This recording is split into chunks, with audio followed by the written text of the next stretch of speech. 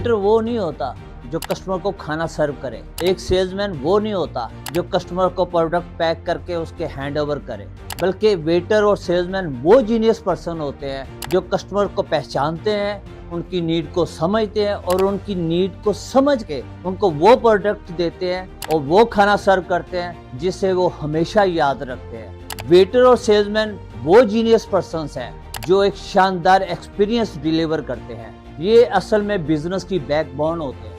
हर business में कुछ घंटे ऐसे होते हैं जिनको हम पीक आवर्स कहते हैं। इन पीक आवर्स में पूरे दिन के रेवेन्यू का 60 से 70% हिस्सा जनरेट होता है, लेकिन जिसे आप 60 से 70% समझ रहे हैं वो 40 से 50% है। 20% रेवेन्यू जाया हो जाता है। आज इस वीडियो में आपको बताऊंगा वो 3 की पॉइंट्स जहां बहुत सारे मैनेजर तो क्या बिजनेस ओनर का भी ध्यान नहीं जाता। मैं हूं साजिद जावा, CEO Java group of restaurant और आप देख रहे हैं जावा रेस्टो गाइड। अगर तो आपको ये समझ आ गई कि आपका टेबल टर्नओवर 3 कम है तो इसकी रीजन जानने के लिए आगे देखें। पिछली वीडियो में हमने देखा 9 type of customer. First type of customer was the complaining customer, angry customer, and today we are going to identify second type of customer, indecisive customer, decision ना करने वाला, कंफ्यूज्ड कस्टमर।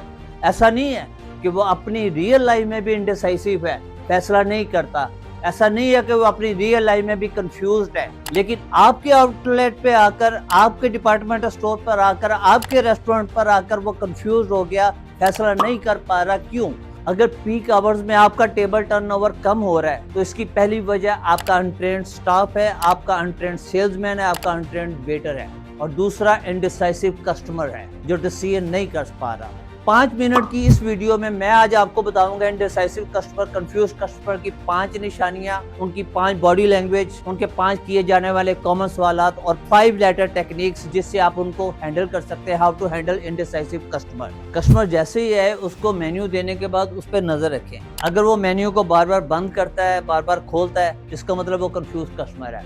वेटर जैसे ही order लेने आए तो उसको टाल दे कि वेट करे, वो कंफ्यूज कस्टमर है। ग्रुप में सबसे पूछेगा कि आपकी चॉइस क्या है, आप क्या पसंद करेंगे, आप क्या पसंद करेंगे, लेकिन फिर भी फैसला नहीं करता, कंफ्यूज कस्टमर है। बार बार वेटर को बुलाएगा और उससे पूछेगा मुख्तलिफ किस्म के सवाल, लेकिन ऑर्डर नहीं करेगा, कंफ्यूज कस्टमर है। इस वीडियो की डिस्क्रिप्शन में मैं आपको एक असाइनमेंट और वर्कशॉप दूंगा आसान उर्दू जुबान में, उसको देखिए और उस पर अमल कीजिएगा। अगर इनडिसाइसिव कस्टमर या कंफ्यूज कस्टमर की आपको पहचान नहीं हुई तो टेबल पर बैठे उसकी बॉडी लैंग्वेज नोट करें। जैसे ही वेटर टेबल की तरफ आएगा तो वो अपना आई कांटेक्ट उससे वाइड करेगा वेटर से, तो दूसरे टेबल्स की तरफ देखेगा कि लोग क्या खा रहे हैं। मेन्यू को ऐसे पढ़ेगा जैसे बोर्ड के एग्जाम में मुश्किल सवाल आ गया है, इस तरह वो मेन्यू को पढ़ेगा। उसकी बॉडी लैंग्वेज नोट करें। चेहरे से भी साफ वाज़ेह है कि वो कंफ्यूज्ड है, किसी मुश्किल सवाल का जवाब ढूंढ रहा है, उसकी बॉडी लैंग्वेज नोट करें। हाथों को कभी सर पे रखेगा, कभी ठोड़ी पे रखेगा, जैसे किसी मुश्किल सोच में है, कंफ्यूज कस्टमर है। कंफ्यूज कस्टमर की बॉडी लैंग्वेज और उसकी पहचान भी अगर ना हो तो उनके कॉमन सवालात कुछ होते हैं, उनको भी देखिए। नंबर 1, आपकी बेस्ट डिशेस कौन सी है। नंबर 2, ये ज्यादा स्पाइसी तो नहीं। नंबर 3, आप क्या रेकमेंड करते हैं। नंबर 4, इसमें और उसमें क्या फर्क है। नंबर 5, लोग ज्यादा क्या ऑर्डर करते हैं। कंफ्यूज कस्टमर की, इनडिसाइसिव कस्टमर के ये सवालात होते हैं, आप अपने अपने बिजनेस के मुताबिक इनको रिलेट कर सकते हैं। क्या अगर आपका टेबल टर्नओवर कम हो रहा है तो क्या इसमें सिर्फ इनडिसाइसिव कस्टमर जिम्मेदार है या आपका अनट्रेन्ड स्टाफ ही जिम्मेदार है। नहीं, इसमें मैनेजमेंट भी इन्वॉल्व है, जो इतना लंबा चौड़ा अनक्लियर मेन्यू बनाते हैं जिसमें डिस्क्रिप्शन भी नहीं लिखी होती।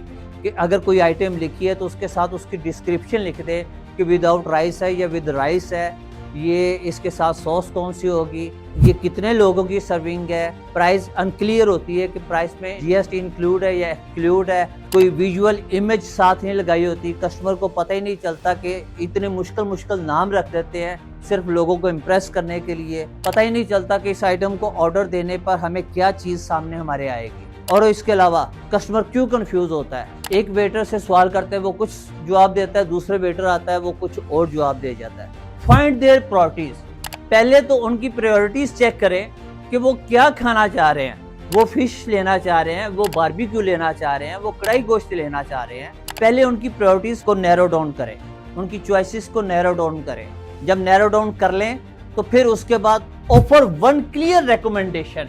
उनको एक क्लियर रिकमेंडेशन दे कि आप चिकन कढ़ाई खाना चाह रहे हैं या मटन कढ़ाई खाना चाह रहे हैं। अगर वो कहते हैं कि चिकन कढ़ाई खाना चाह रहे हैं तो उनसे पूछे कि आप स्पाइसी पसंद करेंगे या माइल्ड। अगर वो कहते हैं कि नहीं माइल्ड पसंद करते हैं तो फिर उनको रेकमेंड करें कि हमारी वाइट कढ़ाई आपके लिए बेहतर होगी। कितने पर्सन्स बैठे हुए हैं उन पर्सन्स के हिसाब से उनको क्वांटिटी भी बताएं कि आपके लिए इतनी क्वांटिटी बेहतर रहेगी। उनको आसान कर दे, फिर कंफर्म करें जो भी आपने उनको एडवाइस दी है, जो भी आपने उनको रेकमेंड किया है, उनको कंफर्म करें कि उनकी प्रेफरेंस यही है कि आप ये ठीक है, ये आपको पसंद है, मैं आपके लिए ये ऑर्डर लगवाता हूँ। अंडरस्टैंड देयर हेजिटेशन, उनकी झिझक, वो जिस वजह से कंफ्यूज बैठे हैं, वो जिस वजह से इंडिसाइसिव हो चुके हुए हैं, उनकी हेजिटेशन को अंडरस्टैंड करें, समझें कि क्या इशू है। मेन्यू बहुत लंबा चौड़ा है, इसकी वजह से कंफ्यूज है। क्या मेन्यू में जो प्रोडक्ट लिखी हुई है उनको समझ ही नहीं आ रही कि इसके इवज हमें क्या मिलेगा, उनको आप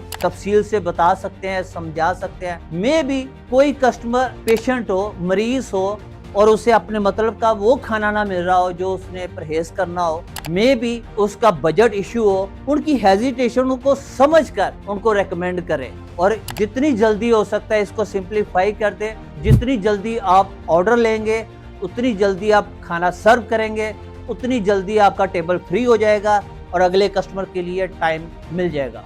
इस तरह आप अपने टेबल टर्नओवर को बढ़ा सकते हैं। आज की इस वीडियो में आपने देखा कि कंफ्यूज कस्टमर को हैंडल कैसे करना है। हर वीडियो में मैं एक कस्टमर 5 टेक्निक के साथ, 5 उनकी बॉडी लैंग्वेज, 5 उनके क्वेश्चन, 5 उनकी पहचान लेकर आता रहूंगा। अगर ये वीडियो आपको इंफॉर्मेटिव लगी हो तो इसको लाइक करें और सब्सक्राइब करें। मैं जाते जाते फिर कहूंगा, जिंदगी में कुछ भी कीजिए लेकिन हर पल कुछ सीखते रहिए, देखते रहिए, सीखते रहिए।